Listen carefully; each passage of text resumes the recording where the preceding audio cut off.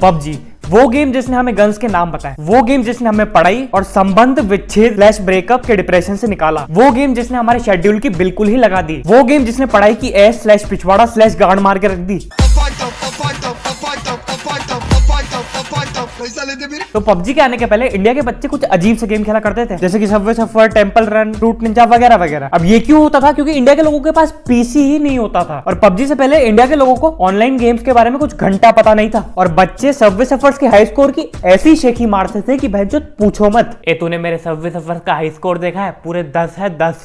बढ़िया भाई, अच्छी बात है। ए तू बना सकता है क्या? नहीं भाई, मैं खेलता ही नहीं हूँ। अबे तू बना ही नहीं सकता इसलिए बोल रहा है मुझे? हाँ ठीक है भाई, नहीं बना सकता हूँ। अबे तू बना ही नहीं सकता, हो ही नहीं सकता कि तू बना दे। भोसड़ी के। हाँ भाई, तूने हाई स्कोर बनाया तो बनाया ना यार, भैंचोद सोना थोड़ी ना आ गया तूने।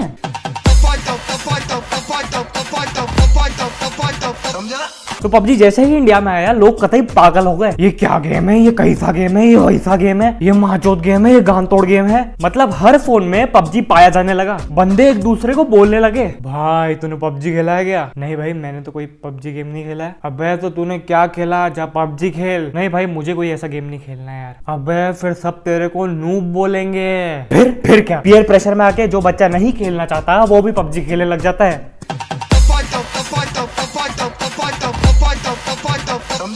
अब मैं जिन लोगों की बात करने जा रहा हूँ वो पबजी के कट्टर दुश्मन रह चुके हैं। मतलब पबजी का नाम सुनते ही इनका गुस्सा 7वें आसमान में पहुंच जाता था। इनके और पबजी के बीच में 36 का आंकड़ा था, मम्मी डैडी। तो पहले हम बात कर लेते हैं मम्मियों की। पबजी के आते ही उनका बच्चा सारा दिन फोन चलाने लगा था। पबजी ने मम्मी को अपने बच्चों से दूर कर दिया था, क्योंकि जो बच्चा परिवार के साथ पहले बैठा करता था वो बच्चा पबजी में लग चुका है। जो बच्चा कुछ ना होने पर मम्मी के साथ बैठकर टीवी पे ससुराल सिमर का देखा करता था वो बच्चा पबजी में लग चुका है। जो बच्चा पहले घर के कामों में हाथ बटाता था वो बच्चा पबजी में लग चुका है। पर अब ये मत समझना कि मम्मी को पबजी को हमेशा तो नहीं पर कुछ टाइम के लिए छुड़वाने का कोई तरीका नहीं पता था। बेटा फोन छोड़ के थोड़ी देर मुझे काम करवा दे। नहीं मम्मी, मैं तो नहीं करवा रहा, मैं पबजी खेल रहा हूँ। ये दिन देखने से पहले मैं मर क्यों नहीं गई? हे भगवान, ये कैसा बेटा दिया मुझे? तेरा बाप भी मेरी कोई बात नहीं सुनता, तू भी मत सुन। घर पे बैठ के बस पलंग तोड़ता रहता है, कैसा बेटा है ये? कर रहा हूँ मम्मी, कर रहा हूँ। हाँ बेटा, संडास बहुत गंदा हो रहा है, उसको जाके साफ कर दे। अब हम आ जाते हैं डैडियों पे। अब कुछ डैडी ऐसे थे जिनको अपने बच्चों के साथ पबजी खेलना बहुत पसंद था, और कुछ डैडियों को तो पता ही नहीं था कि उनका बेटा पबजी खेलता है। और भैया मम्मी तो मम्मी रही, तुमने अगर मम्मी की बात नहीं मानी तो मम्मी डैडी को बता देगी कि भैया तुम पबजी खेलते हो। और भैया फिर तो डैडी कुछ ऐसी मार लगाते हैं जैसे प्रैंक वालों के डैडी उनकी मार नहीं लगाते। बेटा क्या कर रहे हो? वो पापा ऑनलाइन क्लास में पढ़ाई कर रहा था। बेटा अभी मुझे बाहर कुछ गोलियों की आवाज सुनाई दी थी। नहीं पापा, ये बच्चे मुंह से आवाजें निकाल रहे हैं ऑनलाइन क्लासेस में। बेटा तुम मत करना ये चीजें, तुम पढ़ाई करो, ठीक है? हाँ पापा, हाँ ठीक है पापा। चलो मैं चलता हूँ। भोसड़ी के रिवाइव दे माता चौथ।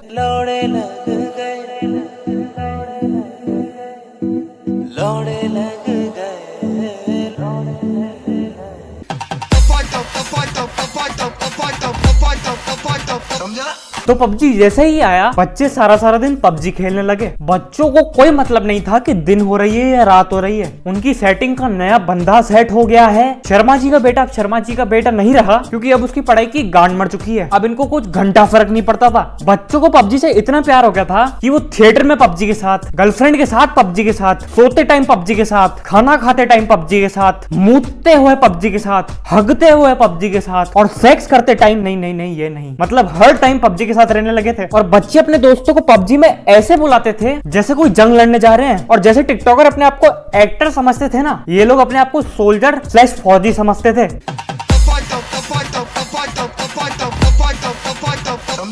अब पबजी ने कुछ अच्छे काम भी किए हैं, मतलब काफी लोगों को डिप्रेशन से बाहर निकाला है। और जिन लौंडों का ब्रेकअप से दिमाग घूम गया था वो पबजी खेल के ठीक हो रहे थे।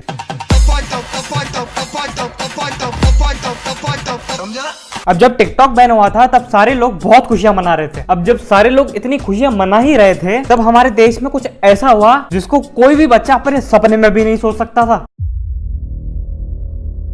मित्रों, तुमने मेरा वीडियो भारी मात्रा में डिसलाइक किया था ना, तो मैंने भी तुम्हारे लिए एक नई चीज सोची है। और वो चीज ये है कि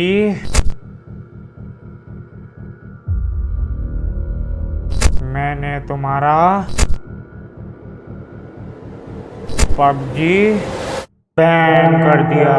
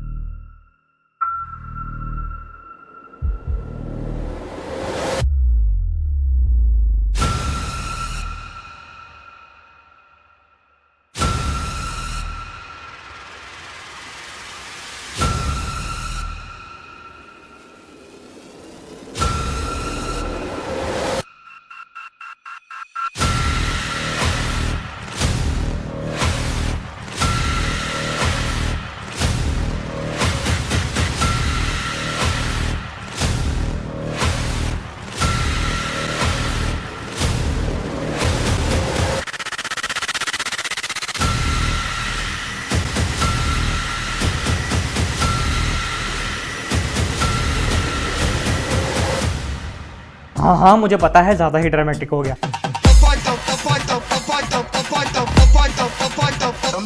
अब जब पबजी बैन हुआ था तब सारे लोग कतई पागल हो गए और अपने दोस्तों के पास भागने लगे ये बताने के लिए कि भैया देश के लिए पबजी शहीद हो गया है। अब जैसे ही तुम अपने दोस्तों को ये चीज बताते हो पहले तो उनका रिएक्शन कुछ ऐसा होता है। आर यू कॉमेडी मी?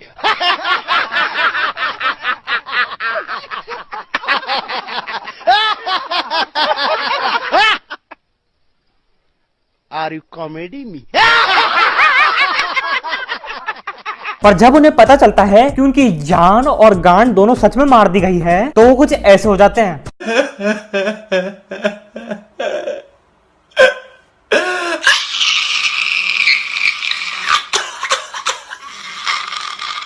और भैया ऐसा रिएक्शन होए भी क्यों ना। जो पबजी वो अपने प्यार को भुलाने के लिए खेला करते थे वो अब जा चुका है। जो पबजी खेलते हुए अपने माँ बाप का 10 बार कॉल काट देते थे वो अब जा चुका है। जो पबजी वो बोर होने पर टट्टी करते समय खेला करते थे वो अब जा चुका है।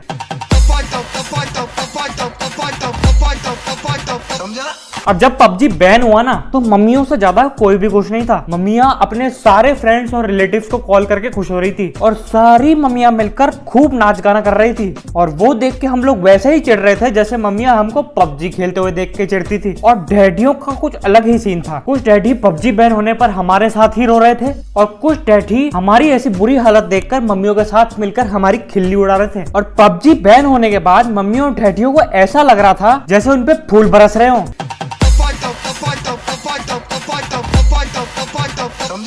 अब जब सारे मम्मी और डैडी मिलकर इतनी खुशी मना रहे थे तभी अक्षय कुमार जो साल की आधी मूवियां खुद ही कर लेते हैं उन्होंने फौजी का बम फोड़ दिया और सारे मम्मी डैडी के पैर से जमीन खिसक गई और वो बिल्कुल अचंभित ही रह गए कि भैया ये कैसे हो गया। और भैया बच्चों का तो पूछो मत, कतई पागल हो जाते हैं कि भैया वो राजू जो झूठी स्कीमें बताया करता था अब वो गेम लॉन्च करेगा और इस बार तो उसके पास सच में पैसा ही पैसा होगा। अब फौजी का दुख वैसे ही मम्मी डैडियों को चल ही रहा था तो पबजी ने भी लगे हाथों एक ग्रेनेड फेंक दिया कि भैया शायद पबजी अनबैन होगा इंडिया में। और फिर उसके बाद तो क्या था, इस बार बच्चों के ऊपर फूल गिर रहे थे और बाकी सब तो तुम्हें ही पता है, मुझे बताने की कोई जरूरत नहीं है।